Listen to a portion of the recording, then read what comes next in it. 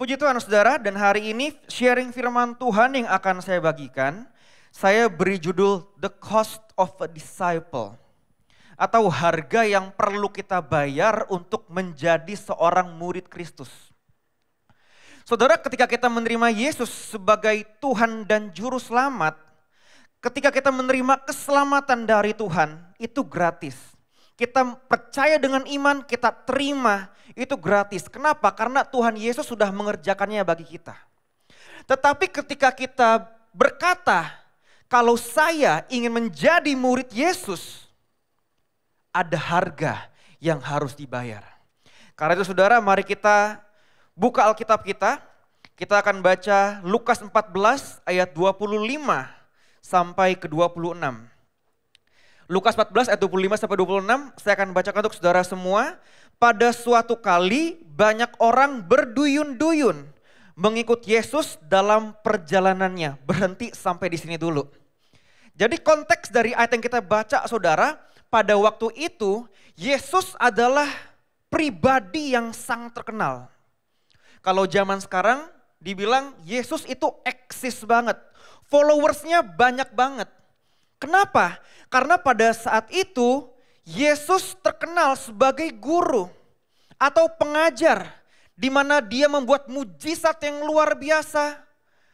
Orang lumpuh berjalan, orang buta melihat, orang mati dibangkitkan. Jadi Tuhan Yesus pada saat ini saudara adalah pribadi yang sangat terkenal. Dan banyak orang mengikut beliau. Dan ngikutnya itu bukan ngikut secara live streaming, live IG, live TikTok. Kemanapun Yesus pergi, ribuan orang mengikut Tuhan. Dan pada saat ini saudara, di puncak kejayaannya, Yesus menoleh ke belakang dan membuat sebuah pemisah kepada pengikutnya. Dan dia memisahkan pengikutnya menjadi dua bagian. Apakah engkau mau menjadi muridku atau menjadi penggemar saja? Karena itu mari kita baca ayat selanjutnya. Sambil berpaling ia berkata kepada mereka. Ini Yesus yang ngomong.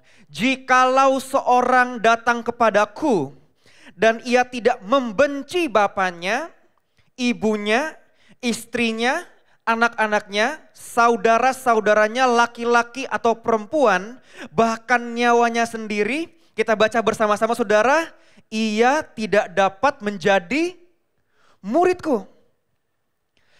Jadi ketika Yesus pada kejayaannya dia menoleh ke belakang dan dia membagi apakah engkau mau menjadi penggemar atau menjadi muridku.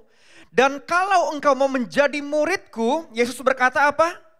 Harus membenci bapaknya, ibunya, istrinya, anak-anaknya, saudara-saudaranya. Tapi saudara, saya ingin supaya kita tidak salah paham.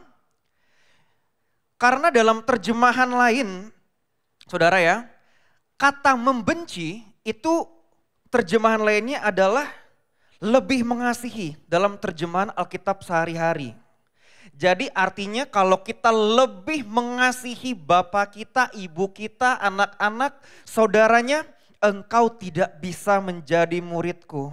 Artinya apa? Artinya Tuhan Yesus tidak ingin menjadi salah satu. Tuhan Yesus ingin kalau ia menjadi pribadi satu-satunya dalam hidup kita.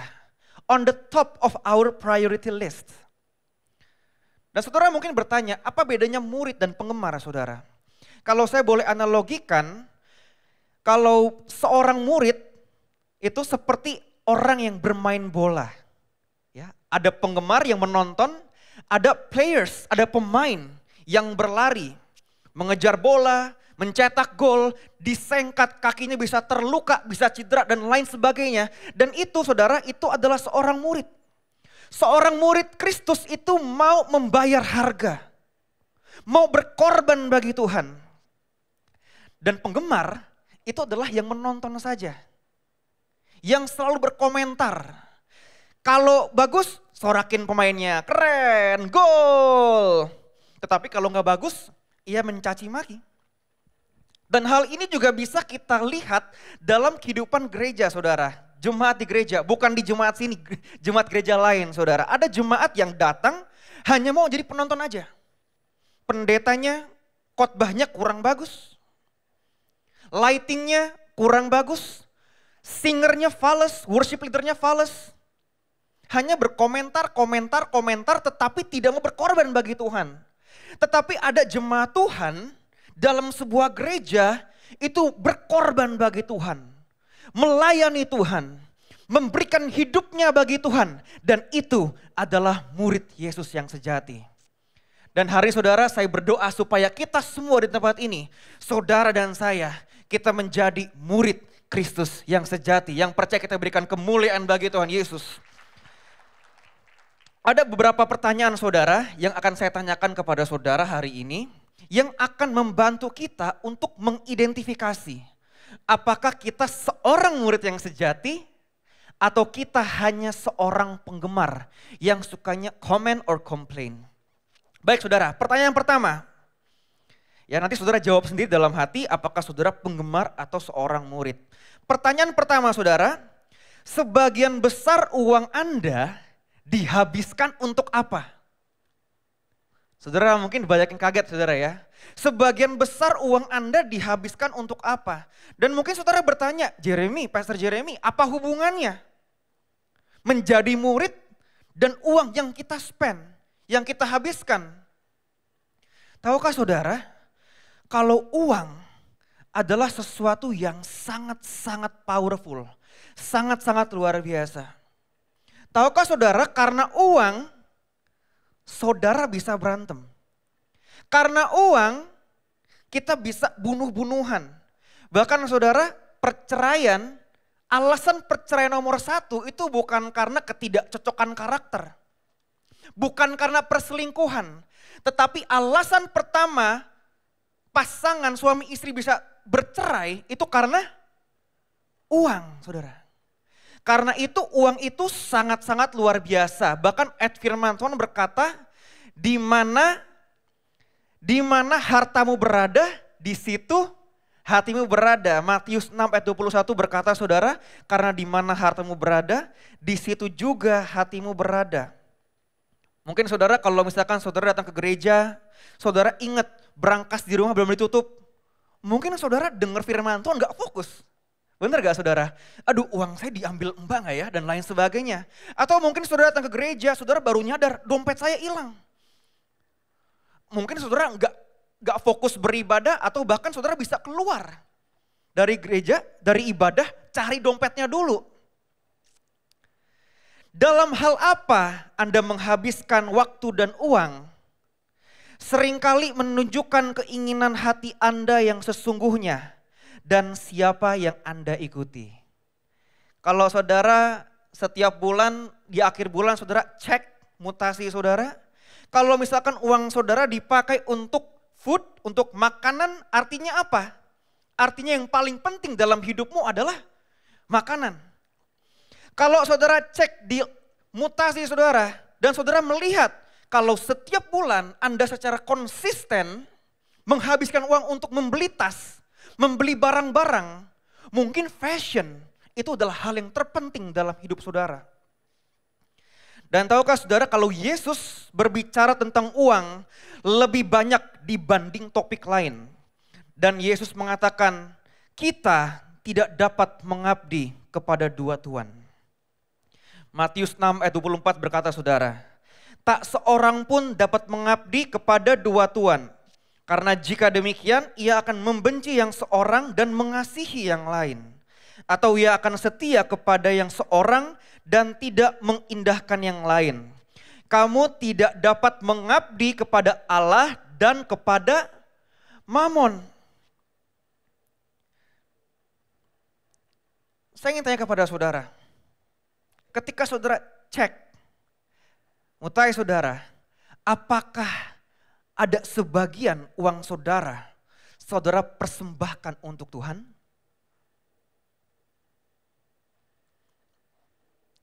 Karena saudara, kalau kita mengaku, kalau kita mengasihi seseorang, itu terbukti kalau kita pasti mau memberi bagi orang itu. Benar gak saudara? Kalau kita bilang aku mengasihi istri, pasti kita akan berusaha semaksimal mungkin untuk menyenangkan istri. Kita akan memberikan yang terbaik untuk istri. Kalau di sini ada yang berpacaran mungkin untuk menyenangkan pacar saudara. Kalau kita bilang kita mengasihi pacar kita akan berusaha semaksimal mungkin untuk kasih yang terbaik. Kasih gift, ada aliran dana kepada orang yang kita kasihi. Adakah tidak mungkin saudara, kalau kita berkata kalau kita mengasihi Tuhan, tetapi kita tidak memberikan uang kita untuk Tuhan.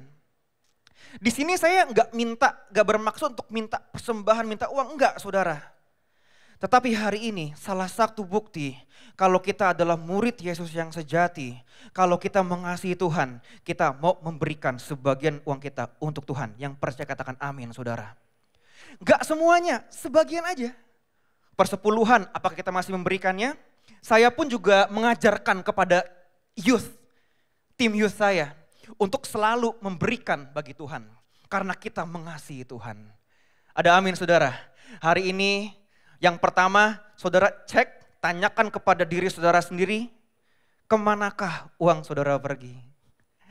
Gitu saudara ya. Dan saudara cek, apakah saudara penggemar Tuhan atau seorang murid yang sejati. Itu yang pertama saudara, yang siap untuk memberi, kita berikan kemuliaan bagi Tuhan Yesus saudara.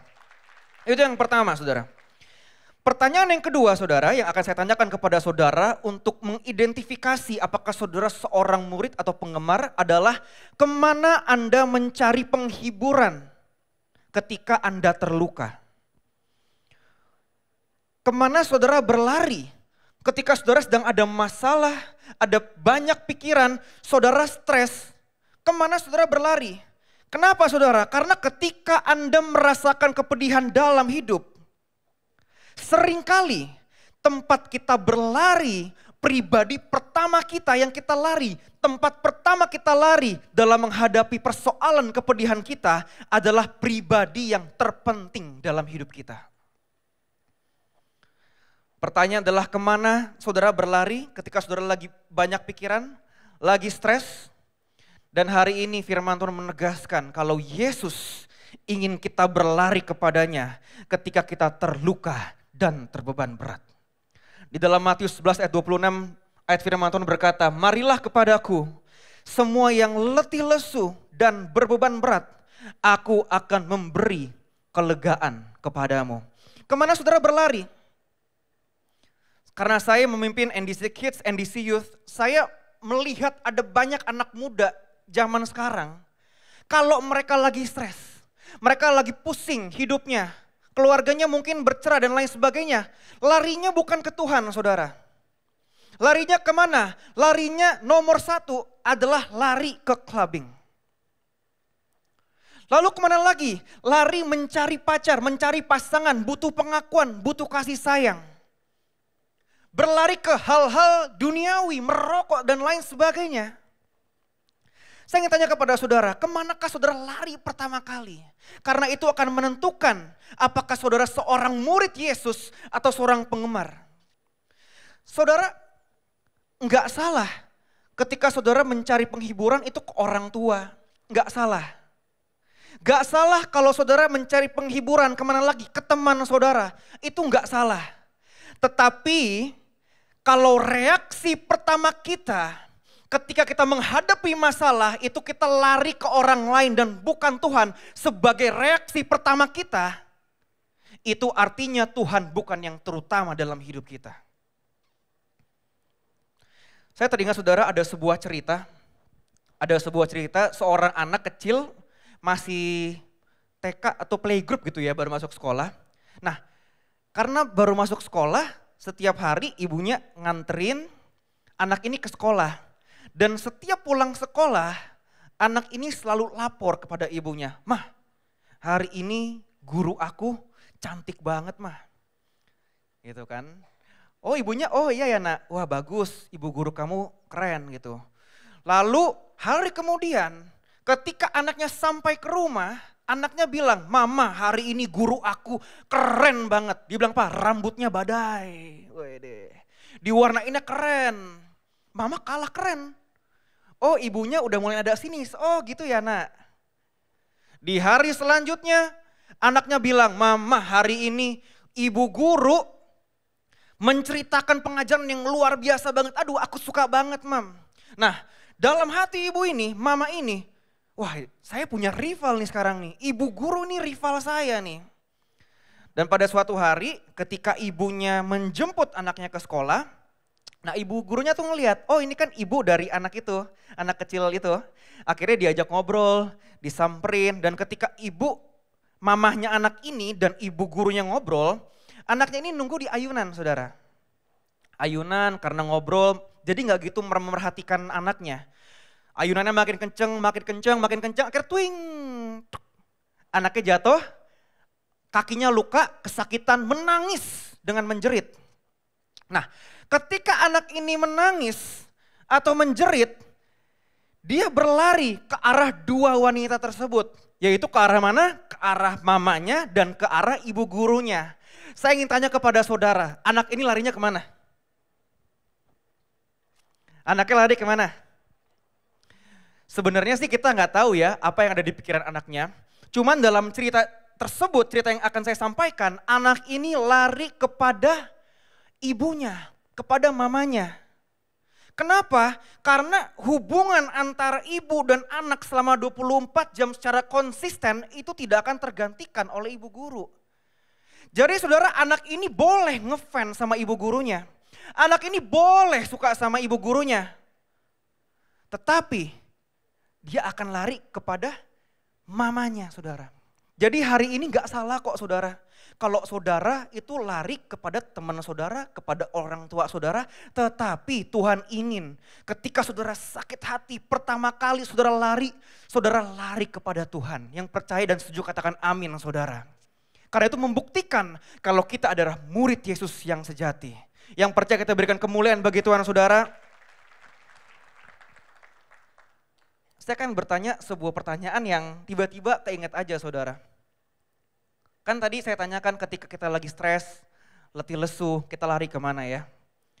Tetapi saya ada pertanyaan untuk saudara. Ketika saudara sedang sukses, ketika saudara lagi di atas angin, semua yang saudara kerjakan berhasil, saudara luar biasa, saudara kaya diberkati Tuhan.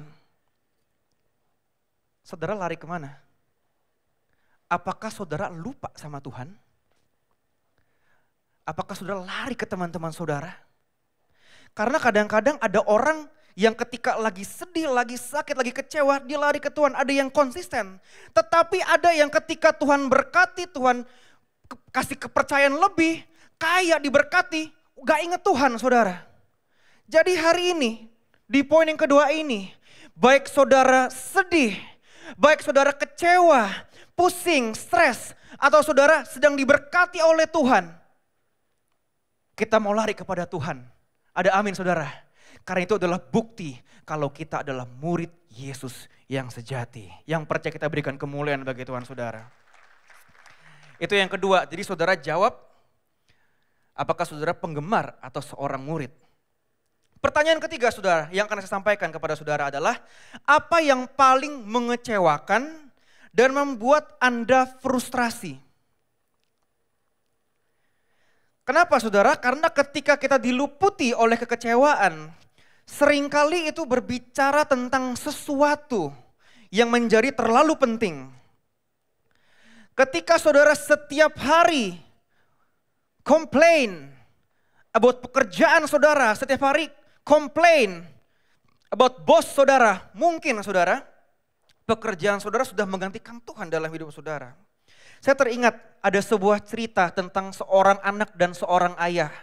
Seorang anak ini udah sibuk sekolah, ayahnya juga sibuk kerja. Nah, dalam cerita ini ayah dan anaknya ini karena besoknya libur, ayahnya bilang ke anaknya, "Nak, karena kita udah gak pernah ngobrol, karena kita udah gak pernah quality time, Q time gitu ya. Besok mau gak kita pergi mancing, kita Q time, kita ngobrol-ngobrol." Wah, anak ini saudara ya, karena dia udah jarang banget ngobrol sama bapaknya, anak ini senang. "Ayo Pak, kita pergi mancing." Wih, keren gitu kan. Akhirnya besok ayah dan anak ini berdua aja, quality time, pergi ke sebuah danau mancing bareng. Tetapi saudara, selama mereka mancing berdua, ketika mereka lempar itu kail, enggak ada satu ikan pun yang makan kailnya. Akhirnya sepanjang hari itu dari pagi sampai sore apa yang terjadi? Tidak ada satu ikan pun yang mereka tangkap. Dan ayahnya, Bapak Ibu Saudara, ngedumel, kurang ajar. Kita enggak dapat satu ikan pun. Kurang ajar. Kok bisa ya? Kita kok gak beruntung banget, kita kok sial banget. Gak dapat ikan sama sekali. Anaknya merenung, menundukkan kepala. Mereka pulang. Sepanjang perjalanan, Bapak Ibu Saudara, bapak ini selalu ngedumel, aduh nak, kenapa kita gak dapat ikan sama sekali? Mukanya bete. Anaknya ini Bapak Ibu Saudara dalam mobil merenung, menundukkan kepala. Akhirnya anak ini bilang, anak ini menyimpulkan, kalau buat bapaknya yang paling penting itu adalah mancing dan ikan dan bukan dirinya. Padahal goalnya, tujuannya mereka mancing itu apa sih? Supaya quality time gitu kan? Supaya Q time, ngobrol sama anaknya. Tetapi anak ini menyimpulkan, kalau bapak ini kok bete gitu, komplain. Menyimpulkan akhirnya kalau buat bapak ini yang paling penting bukan dia. Bukan ngobrolnya. Tetapi ikan dan mancingnya saudara. Saudara, rasa kecewa yang berlebihan dan frustrasi yang terus-menerus dapat menunjukkan kerinduan hati Anda yang sesungguhnya pada hal yang telah membuat Anda kecewa atau frustrasi. Salah satu steps yang akan saya berikan kepada saudara, coba saudara tanyakan kepada teman-teman dekat saudara nanti setelah pulang ini.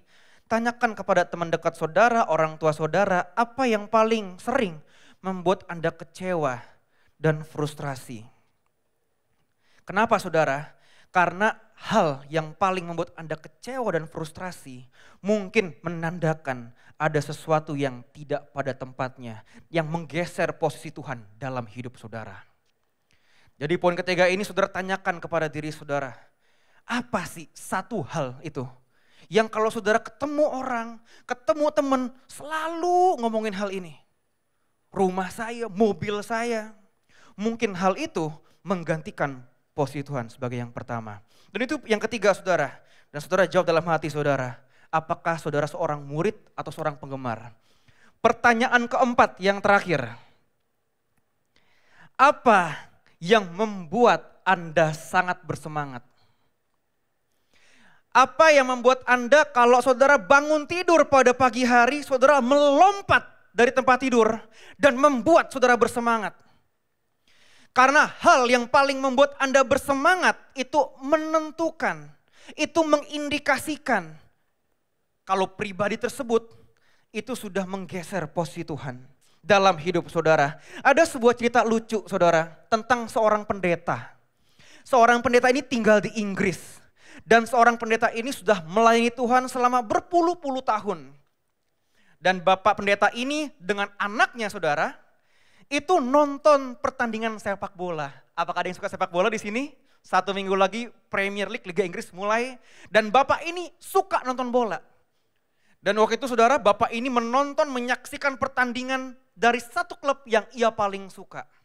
Dan ketika klubnya mencetak gol saudara ya, ketika score goals and win the game, bapak pendeta ini melompat kegirangan, yes!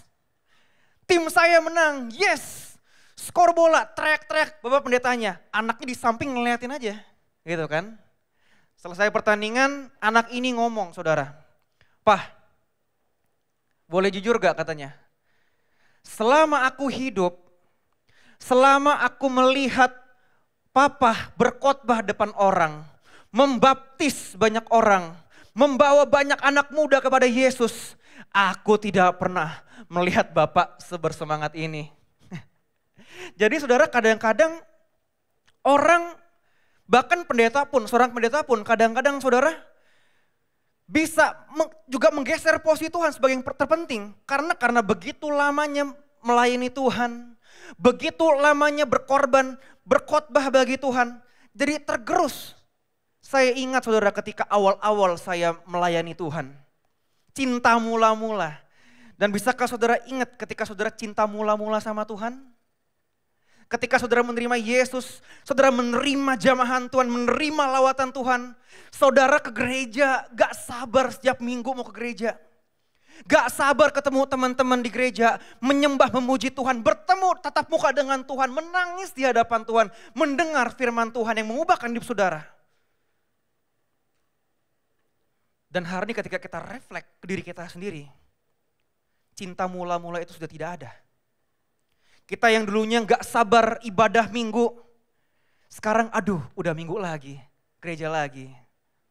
Apa yang membuat Anda bersemangat akhir-akhir ini, hari-hari ini? Mungkin bisnis saudara, mungkin kripto saudara, mungkin bisnis saudara, apapun itu saudara. Jangan sampai hal-hal tersebut itu menggantikan posisi Tuhan sebagai yang terutama dan yang paling penting. Kenapa? Karena itu akan membuktikan apakah kita seorang murid Yesus yang sejati atau bukan. Pemain musik boleh siapkan diri. Seperti halnya hal-hal yang mengecewakan, maka ada hal-hal saudara yang membuat kita sangat bersemangat bisa menjadi tanda adanya sesuatu yang menjadi pesaing Yesus. Hari ini saudara, dari 4 pertanyaan ini, saya berdoa supaya kita menjadi murid Yesus yang sejati. Untuk apa yang Tuhan Yesus sudah kerjakan bagi kita, bagi saudara, mati bagi kita, menyelamatkan kita, memberikan nyawanya bagi kita, adalah hal yang normal jika kita memberikan hidup kita untuk melayani Tuhan, menjadi murid Yesus yang sejati. Yang percaya kita berikan kemuliaan bagi Tuhan Yesus.